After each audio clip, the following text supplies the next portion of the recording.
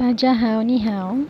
Welcome back to my channel, and today's video ay magluluto po tayo ng beef roll with enoki mushroom. So of course, yung ating ingredients dito ay enoki mushroom, tapos beef. So mas okay dito guys yung medyo manipis na ginagamit natin sa tapino or steamboat. So ikakat lang natin yung dulo ng ating mushroom at saka himay-himayin. Huwag masyadong makapal, huwag din masyadong manipis. So depende po sa inyo yan, pero dapat yung konti lang yung naro-roll talaga sa ating beef. And yon, i-roll na natin sa ating beef.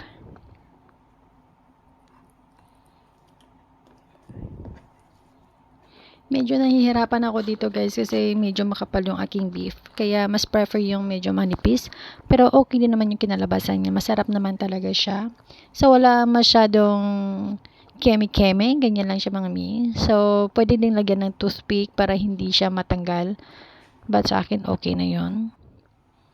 So i-roll lang natin mabuti. Mas okay yung parang naro-wrap siya.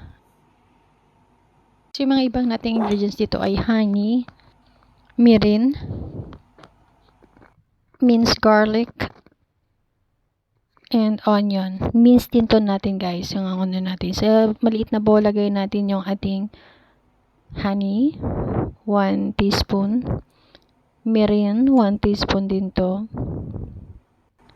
Light soy sauce, 2 tablespoon yung lagay ko dyan guys. Hindi lang ako na video.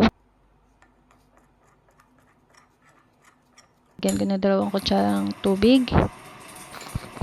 2 teaspoon na garlic and onion.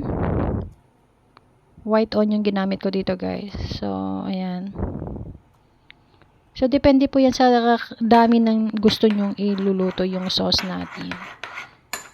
So i-mix lang natin yan guys. Pag medyo kulang, dagdagan nyo lang kasi sa akin 4 na piraso yung ginawa ko. So maglagay din tayo ng spring onion for garnish. Sa kawali, lagyan na natin ng ating konting mantika at ilagay ang ating beef roll enoki mushroom at saka yung mag-golden brown na siya.